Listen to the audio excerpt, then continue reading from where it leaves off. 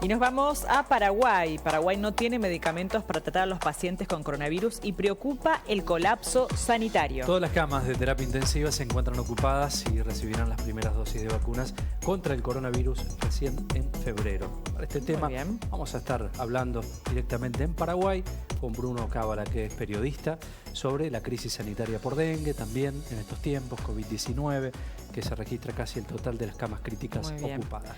Bruno, ¿cómo le va? Bienvenido. ¿Qué tal? Pero ¿saben qué? Me hablaron para hablar de Perú, hablar de la crisis sanitaria en Perú. Muy bien, bueno, bien. Entonces vamos a hacer ¿Cómo están? Adelante. Así es. Creo que es similar a la que ha pasado en realidad en toda Latinoamérica, ¿no? Estamos cortados por la misma tijera y es prácticamente lo que ha pasado en Perú, en Paraguay, en Argentina, en toda Latinoamérica. Hablamos recién con un ingeniero en Chile respecto a la situación de Perú también, bastante compleja y difícil, la situación sanitaria. ¿En qué etapa o en qué fase están allí? Bueno, estamos ya prácticamente un mes llevando la segunda ola, ¿no? La ministra de Salud, Pilar Macetti, lo anunció. Primero se anunció el rebrote y posteriormente ya en la segunda ola. El 31 de este mes, 31 de enero, se van a tomar algunas medidas para poner un poco más firmes las regulaciones que tienen que ver con la cuarentena, ¿no? Nosotros tenemos un toque de queda que va desde las 4 de la mañana hasta las 9 de la noche. Y eso es lo que se ve hasta este momento, ¿no? Y también tenemos algunas regulaciones en lo que es los restaurantes. Por ejemplo, no podemos ingresar a las playas, solo los que practican surf y los que nadan. Nadie puede ingresar a las playas hasta por lo menos fin de mes y desde ahí se va a evaluar. En este momento estamos saturados, y lo digo porque lo veía, la situación de Paraguay y Perú padece lo mismo. Estamos saturados, no hay camas UCI, las unidades de cuidados intensivos. Recordemos que Perú comenzó esta pandemia teniendo para una población de 33 millones de habitantes solo casi 225 camas UCI. Hemos llegado casi a las 15.000 y en este momento tenemos saturadas las camas UCI y obviamente también no tenemos manos, ¿no? El sistema sanitario ha colapsado y estamos obviamente viviendo el peor momento, y esto lo digo así sinceramente porque lo ha dicho también la ministra de Salud, desde que comenzó la pandemia. Pareciera que tú vienes a Lima, donde yo vivo, tú caminas por las calles y ves la vida normal, ¿no? Solo lo ves, como dicen en Argentina, con barbijo, acá con mascarilla, pero la vida es casi normal y lamentablemente esto tiende a empeorar. Claro, la gente como que está cansada, a lo mejor esta situación de pandemia, Bruno, que relaja de alguna manera los cuidados y trata de continuar con su vida normalmente allí en Perú, Bruno. Sí, yo me imagino, tuve la oportunidad de hablar con algunos colegas argentinos y me comentaban que era el mismo llamado de atención en las fiestas, ¿no? Claro. En consecuencia de las fiestas de fin de año y Navidad, seguramente se iban a padecer 15 días, 20 días después. Y ha sido así, tanto así que el incremento se ha dado casi en un 59% de adolescentes de 12 a 17 años contagiados. Es la gente que normalmente estaba saliendo. Claro. Y personas hasta 45 años es un 44% de contagios que se han incrementado, porque normalmente habían sido las personas vulnerables, mayores de 60 años, las que estaban internadas. Ahora está saturado de gente joven y la verdad que no vemos un cambio. Y te voy a comentar algo que seguramente Perú es muy particular. Perú está sostenido en una economía que su 70% de masa laboral es informal. En el Perú se trabaja hoy para comer hoy, ¿entiendes? Entonces es muy complicado que las personas estén en confinamiento. Tienen que salir a trabajar porque tienen que salir a vivir. Sí. Y esto ha colapsado porque es una realidad triste, en realidad para el Perú, porque otros países tienen un 20%, 25% de informalidad, Perú no. Perú tiene un alto índice de informalidad y esto ha complicado sistemáticamente y día a día cualquier acción que se haga para prevenir mayores muertes. Bruno, cuando uno analiza el contexto pandémico y nos vamos para marzo del año pasado, ¿hay atribuible alguna responsabilidad al gobierno? ¿Se hicieron las cosas mal? ¿Se tomaron a tiempo? ¿Se tomaron tarde las medidas? ¿Cuál es tu opinión respecto a eso? Yo te voy a decir lo que seguramente ustedes también saben, ¿no? Perú fue el primer país de Latinoamérica que puso una cuarentena oficial. O sea, reaccionó rápido el gobierno de Martín Vizcarra. Nosotros hasta esta pandemia hemos cambiado de presidente. Tenemos a Francisco Sagasti ya porque Vizcarra fue vacado de su cargo. Martín Vizcarra tomó una buena acción, reaccionó rápido, cuarentena. La primera cuarentena fue un domingo, 15 de marzo, si mal no recuerdo, y empezamos. Pero como te digo, era difícil someter a 33 millones de peruanos a un confinamiento al que no están acostumbrados. Muchos de ellos trabajan, muchos de ellos tenían que salir, muchos de ellos se quedaron sin trabajo. El 40% de Perú se ha incrementado la falta de trabajo, para que nos demos cuenta un poco de la realidad que está padeciendo el Perú. Perú había sido felicitado porque tenía una economía que lo podía sostener en esta pandemia. Esa economía lamentablemente ha colapsado. Si bien es cierto, en este momento se ve alguna posibilidad de mejora, la gente todavía está trabajando, sistemáticamente esto va a colapsar. Y creo que vamos a tener un año, no sé si peor o igual que el 2020. De ahí a media pandemia fue vacado a Martín Vizcarra y entró Francisco Sagasti, que es el actual presidente del Perú.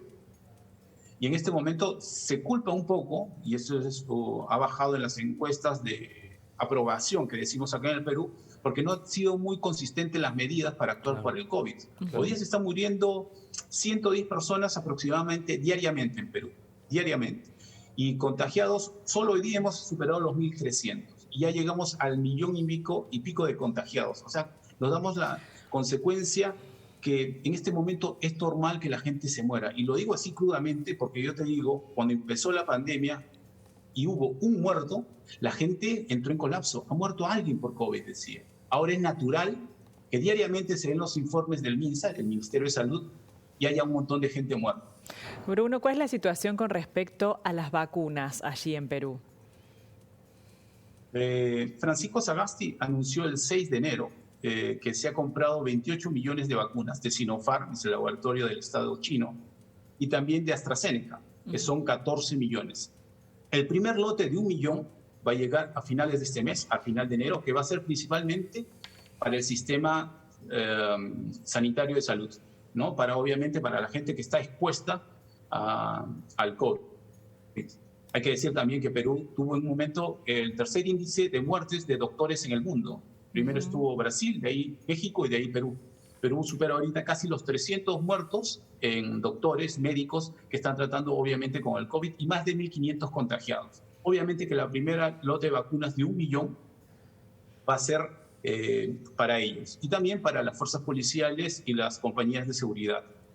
Los demás, en estos días, el 31 de enero, Francisco Sagasti va a hacer un anuncio para seguramente decir cuándo van a llegar y se van a dosificar las demás dosis de las vacunas, ¿no? Yo calculo que para septiembre, para junio, septiembre se comenzaría ya con una vacunación masiva, que esperemos se dé un poco antes, ¿no? Porque ha sido la presión al ver que otros países ya tienen la vacuna, en la misma Latinoamérica, ¿por qué Perú no las tenía, no? Si Perú estaba padeciendo, si Perú había hecho tanta inversión económica, todo lo que había gastado Perú, claro, todavía no teníamos las vacunas. Pero como lo digo, si 28 millones de vacunas tenemos y 14 de AstraZeneca. Bruno, ¿cómo están los recursos sanitarios allí en Perú, de hospitales, de clínicas? Están totalmente colapsados. Diariamente el Ministerio de Salud hace campañas, no solo eso, en todas las televisiones vemos gente, colas de colas, buscando balones de oxígeno. En Perú tampoco no había muchas plantas de oxígeno. Les comento, Perú es un país diverso. Perú tiene costa, tiene sierra y tiene selva. Iquitos, que es seguramente una de las ciudades más grandes del Perú, que queda en la selva, no tiene acceso solo aéreo hasta esa ciudad. Y era difícil decir cómo luchar contra el COVID sin esa ciudad, una ciudad enorme, no había una planta de oxígeno. Teníamos que llevar oxígeno de otras ciudades. Hoy los epicentros de la gente que está falleciendo, la gente que está más contagiada, está en el centro del Perú, en la sierra. Por ejemplo, en Huánuco. Hoy día ha anunciado el MINSA, el Ministerio de Salud de Perú, que va a llevar balones de oxígeno. Son para la gente que obviamente no puede llegar seguramente a un centro de salud. Perú tiene un centro, digamos, un Ministerio de Salud, un sistema de salud colapsado desde hace mucho tiempo. Nos ha sorprendido la pandemia, como a todo el mundo, pero se imagina que a Perú le haya ocurrido, siendo tierra sísmica, un sismo.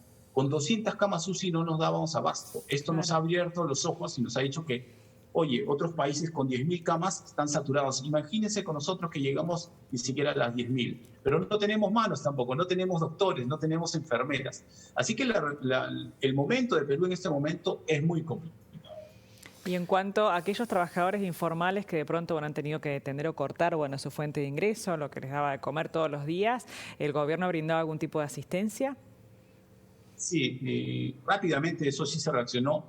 Se dio un bono universal, o sea, para toda la gente que obviamente se comprobara que no tenía ingresos, de 700 soles, prácticamente $250. También un bono particular, un bono también para las personas que obviamente no tenían trabajo, bono para las mujeres.